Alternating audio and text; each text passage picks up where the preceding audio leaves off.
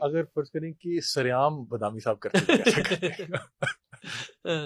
ہاں شاید وہ سریام اس طرح سے نہ نہیں ویسے آپ کیا سوچتے ہیں کہ بادامی صاحب میں نے پہلے کبھی بھی نہیں سوچا، یہ مجھے اچھا لگا، ڈفرینٹ آئیڈیا. اگر آپ یہ کرتے جیتو پاکستان تو آپ کیسا کرتے؟ ایسا کبھی بھی نہ کر سکتا جیسا فہد بھائی کرتے ہیں.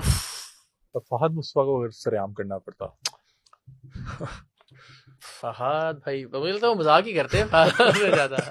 بادامی صاحب مجھے اب لگ رہا ہے وہ سریام کر سکتے، بیکاز 2-3 جگہ میں نے دیکھا جہاں کہیں کوئی ایئرپورٹ پہ ادھر تھوڑا سا کوئی جاتی ہے وہ نا، تو وہ سریام والے موڈ میں آ جاتے ہیں. اچھا وسیم بادامی صاحب کے ساتھ آپ رمضان نشریات کرتے ہیں، مجھے بتائیں کہ آپ اگر چونکہ آپ نے دونوں کے ساتھ ٹائم گزارا ہوا ہے، کون بہتر نشریات کرتا تھا، عامر لیاقت صاحب یا وسیم بادامی صاحب رمضان کی نشریات؟ دیکھیں دونوں کا اپنا اپنا جانرا ہے، اور بادامی صاحب شروع میں ظاہر اتنی اچھی نہیں کرتے ہوں گے، لیکن اب مجھے لگتا ہے کہ وہ کسی اور سے بھی ان کا موازنہ کیا جائے وہ بہتر ٹرانسمیشن کرتے. صحیح. اگر آپ یہ اکیلے نشریات کرتے تو کیسی کرتے؟ نہیں، میں کبھی بھی اس میں انٹرسٹڈ نہیں تھا واللہ عالم. مجھے ہمیشہ ہی لگتا ہے کہ دین کے معاملے نہ میں نے کبھی بات ہے میں نے جب ریکویسٹ کی تھی نا رمضان ٹرانسمیشن کو شروع کرنے کی، تو میں نے وہ ایک سیگمنٹ لیا تھا نیکی کا، جس میں لوگوں کی مدد کرنا.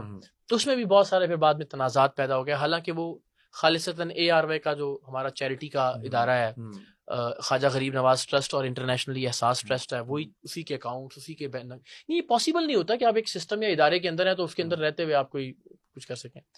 تو وہ نیکی کا سیگمنٹ میں نے مانگ کے لیا تھا، میری وہ خواہش تھی کرنے کی.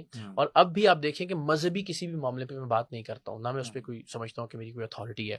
میں نیکی کا سیگمنٹ کرتا ہوں، کچن سیگمنٹ میں ذرا شغل لگا لیتے ہیں بادامی صاحب کے ساتھ ہم، اور ڈیبیٹ کا سیگمنٹ چونکہ میں ڈیبیٹس کرتا رہا ہوں تو میں اس کو جج کر لیتا ہوں، یا پوئٹری میں چونکہ میں بیت بازی میں رہا ہوں تو میں بس یہ اتنا میرا کنٹریبیوشن. لیکن آپ بھی پوری نشریات میں ہوتے تو ادھر ہی ہیں. میں ظاہر رہنا پڑتا ہے، بریک ہوتی ہے. لیکن میں نہیں سمجھتا کہ میں کبھی بھی بادامی صاحب نے ماشاء اللہ جتنی ایکسیلنس